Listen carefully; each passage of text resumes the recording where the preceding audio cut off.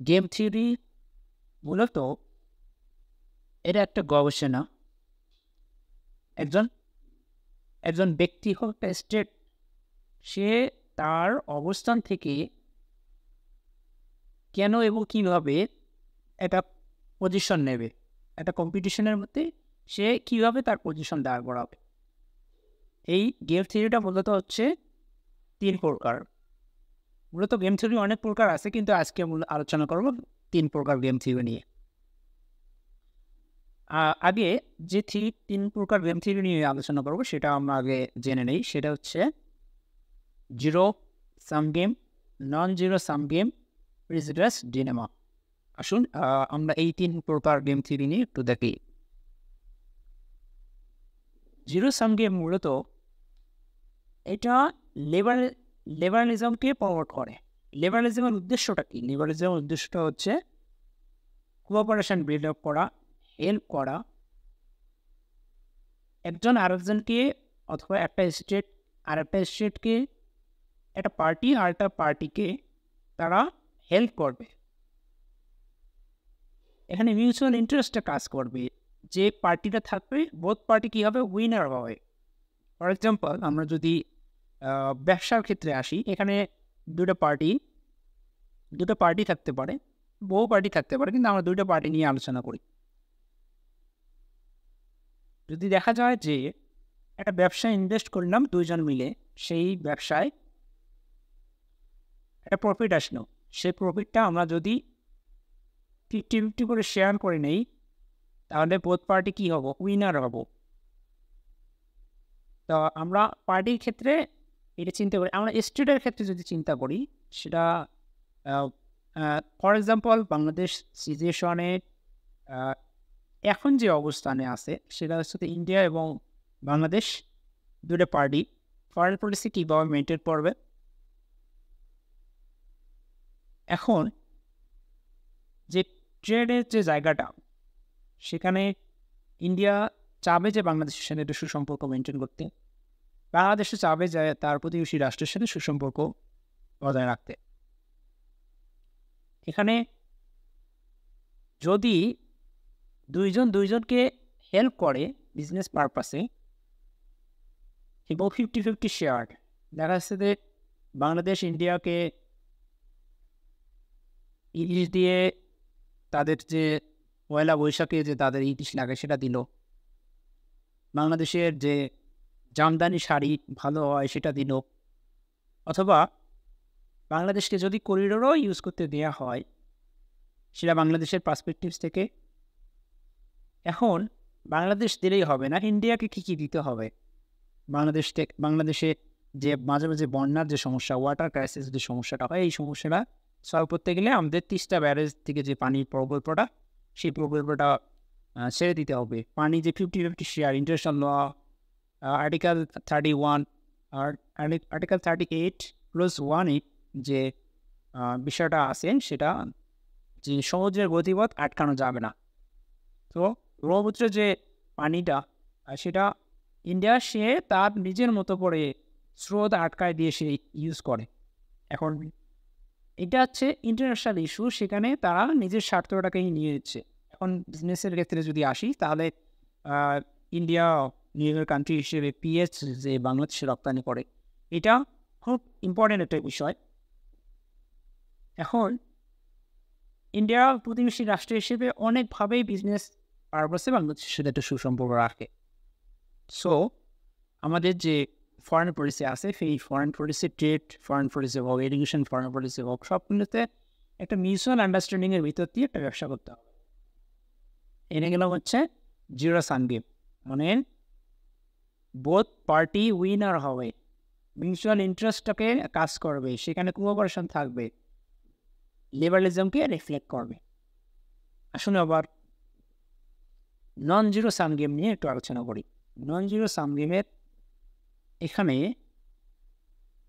রিয়ালিজমকে reflect করে। এখানে self ইন্টারেস্টটাকে কাজে লাগিয়ে, মানে কেউ কাউকে, যে একটা বিজনেসের ক্ষেত্রে হোক, ফরেন পলিসির ক্ষেত্রেই হোক, কেউ কাউকে কোঅপারেশন করতে চায় না, ওয়ান পার্টি উইনার হইতে চায়।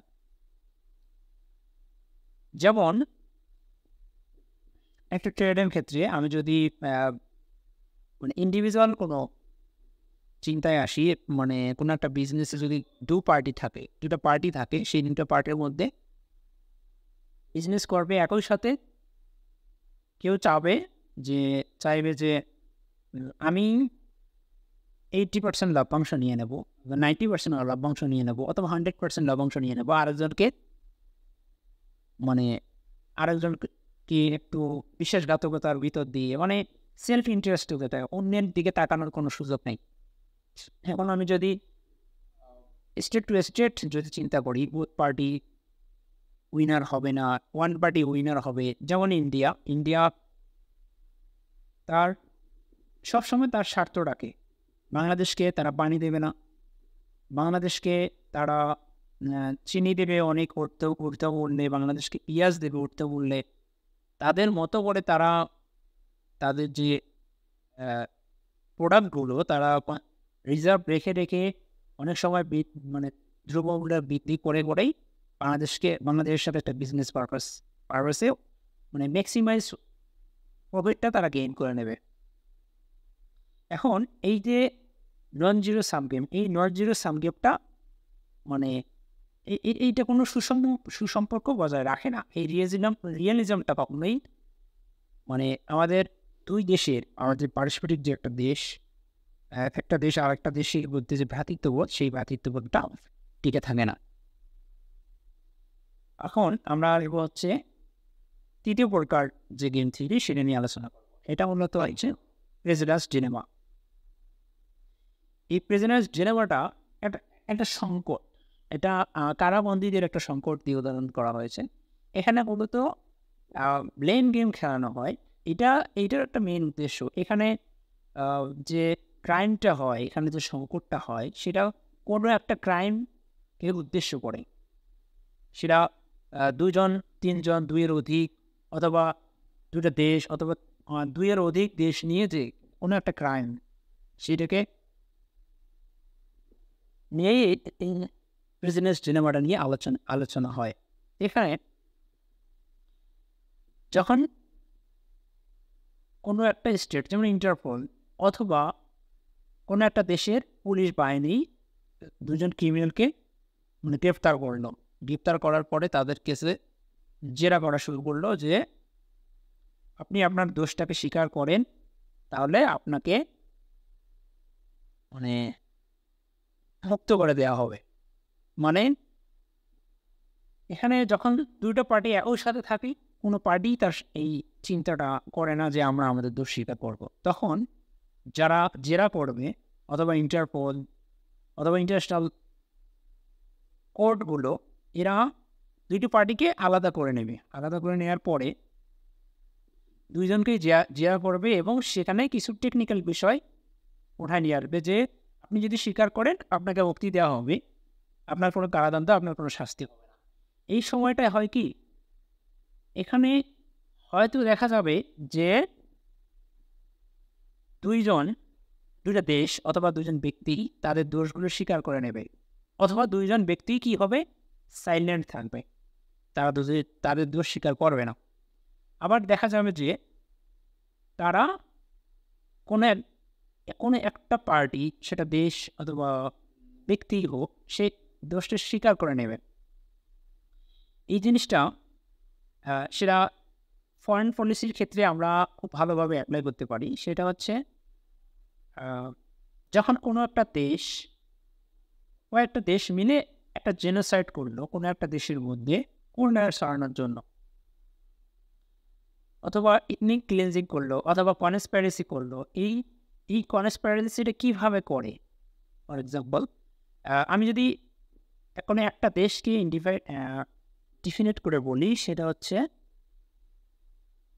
আফগানিস্তানে অনেক দেশ ইন্টারনেটে ঢোকে, তাদের ওই দেশের মধ্যে কী করে, জেনোসাইড করে। কখনভাবে জেনোসাইড করে। আমি বাংলাদেশের ক্ষেত্রেও যদি নিয়ে আসি এই বিষয়টা, সেটা হচ্ছে কোনো একটা দেশ, মানে কোনো একটা সরকারপন্থী সরকার বাংলাদেশে কয়েকটা ঘটনার সাথে সম্পৃক্ত। সেটা হচ্ছে পিলখানা হত্যা, তারপরে শাপলা চত্বরে যে হেফাজতে ইসলামের উপরে যে আক্রমণটা, জিনোসাইডের যে একটা বিষয়, তারপরে যে এই রিসেন্ট একটা বিষয় ছাত্রদের যে আন্দোলন, কোটা আন্দোলনের মধ্যে দেখা যাচ্ছে যে অনেক লোক জেনোসাইডের শিকার হয়েছে।